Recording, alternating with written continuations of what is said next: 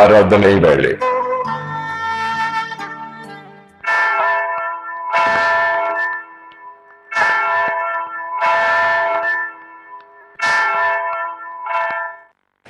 இறைமகன் இயேசு கிறிஸ்துவின் இணையற்ற நாமத்தில் இந்த ஆராதனை வேளை சிறப்பு நிகழ்ச்சிக்கு உங்கள் யாவரையும் வாழ்த்தி வரவேற்கிறோம். இயேசு கிறிஸ்துவின் இனிய நாமத்திலே உங்களை வாழ்த்துகிறேன். என்னுடைய பெயர் ஆல்பர்ட் அருள் டேனியல் ஞானமுத்து. நான் ஒரு கிறிஸ்தவ பாரம்பரிய பெண்ணியத்திலே பிறந்து வாழ்ந்து கொண்டிருக்கிறவன். என்னுடைய தகப்பனார் பேர் reverend Aruldas Gnanamuthu. Madurai youth for Christ என்று சொல்லுகிற ஸ்தாபனத்தில் அநேக வருஷங்கள் ஊழியம் செய்து ஆண்டவரால் பயன்படுத்தப்பட்ட ஒரு பாத்திரம். என்னுடைய அப்பாவுடைய அப்பா ஞானமுத்து ஐயா, அவர் மிஷினரியாக கிராமங்கள் தோறும் அநேக சபைகளை உருவாக்கி கொண்டிருந்தவர். என்னுடைய அம்மாவுடைய அப்பா ரெவரண்ட் ஆல்பர்ட் ஐயா, அவர் போதகராக பல சபைகளில் தேவனுடைய ஊழியத்தை செய்தவர். இந்த பின்னணியத்தில் நான் வாழுகிறேன். சிறு வயதிலேயே என்னை தாத்தா வீட்டில் வளரும்படியாக அனுப்பிவிட்டார்கள். ஸ்கூல் போவதற்கு முன்பாக போதகர் வீட்டில் இருந்தபடினாலே அநேக வேத வசனங்களையும் இயேசு கிறிஸ்துவின் கதையையும் அவர்கள் சொல்லி என்னை வளர்த்தார்கள். எங்களுடைய வீட்டுக்கு அங்கே ஸ்கூல் படிக்க முடியாய் எங்களுடைய தகப்பனார் வீட்டோடு இணைந்து நான் அங்கே தொடர்ந்து வாழும் பொழுது அங்கேயும் என் தகப்பனாரோடு கூட ஊழியங்களுக்கு போவதும், சண்டே ஸ்கூல் என்று சொல்லுகிற அந்த கல்லூரி அந்த ஸ்கூலுக்கு போவதும், சபைக்கு போவதும், கொயர் மெம்பர், இன்ஸ்ட்ருமெண்ட்லாம் வாசிக்கிற ஒரு அனுபவம், நாடகம் போடுவது, இப்படிப்பட்ட கிறிஸ்தவ பணியிலே வளர்ந்து கொண்டிருக்கிறேன். நான் 10ஆம் வகுப்பு படிக்கும் பொழுது ஒரு பாடம் சரியாக வரவில்லை. என்ன ஸ்கூல்ல என்னை அழைத்து, இந்த பாடத்தை நீ பாஸ் பண்ணிக்க மாட்டாய், நம்முடைய ஸ்கூலில் தொடர்ந்து 100% 10ஆம் வகுப்பு அங்கே ரிசல்ட் வாங்கி கொண்டிருக்கிறோம், நீ இந்த முறை எழுதுவாய் என்று சொன்னால் அது குறைந்து விடும், ஆகையினால நீ பிரைவேட்டா எழுதிக்கோ அல்லது டிசி வாங்கிக்கொள் என்று சொல்கிறார்கள்.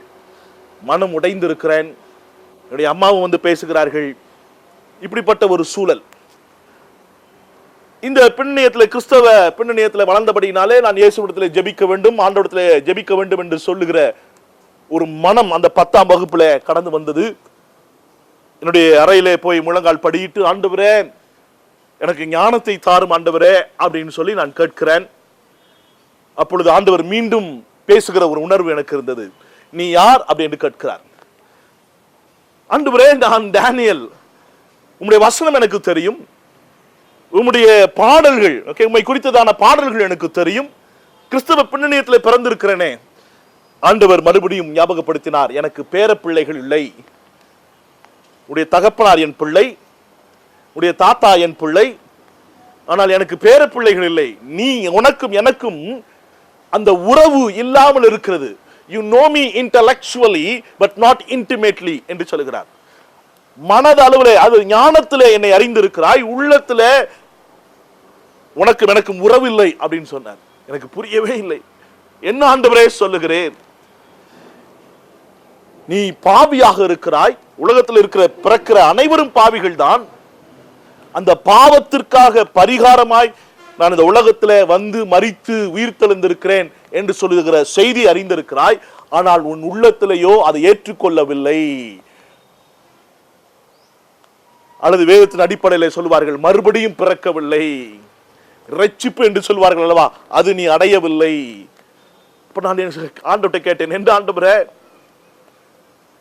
ஆண்டவர் சொன்னார், நீ பாவி என்று ஒத்துக்கொள், உனக்காக நான் மரித்தேன், என் நிமித்தமாய் உனக்கு பாவ மன்னிப்பு இருக்கிறது என்று நீ நம்பி என்னிடத்தில் அறிக்கை செய் அப்படின்னு சொல்லும் பொழுது ஆண்டவர்கிட்ட நான் சொன்னேன், ஆண்டவரே நான் பாவி, அநேக தவறுகள் செய்திருக்கிறேன், என்னுடைய பாவத்துக்காய் சிலுவையில் நீ மரித்தீர் என்று நான் நம்புகிறேன் ஆண்டவரே, என்னை மன்னித்து என் வாழ்க்கைக்குள்ளே கடந்து வாரும் ஆண்டவரே.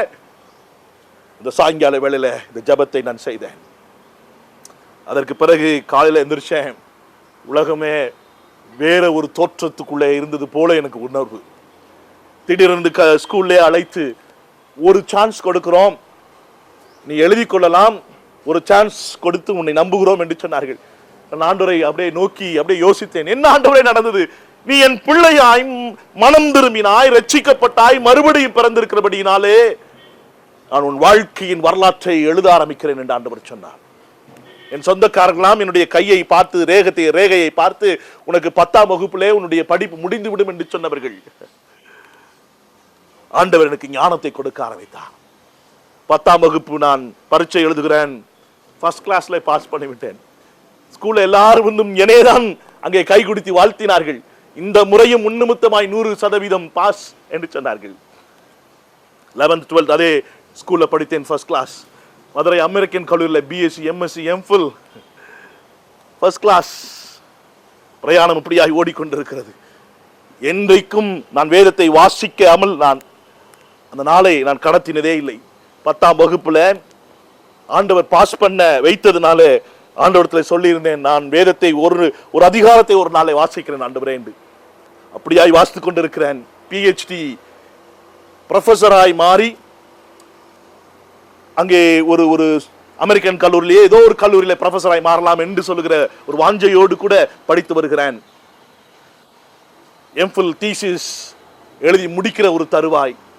வழக்கம் போல் அதிகாலையிலே நான் வேதத்தை நான் வாசிக்க ஆரம்பிக்கிறேன். ஏசாயா புஸ்தகத்தை நான் வாசிக்கிறேன். 6ஆம் அதிகாரம் 1 8ஆம் வசனம் வரைக்கும் வாசிக்கும் பொழுது ஆண்டவர் என்னோடு கூட பேச ஆரம்பிக்கிறார். இந்த உலகத்தில் இருக்கிற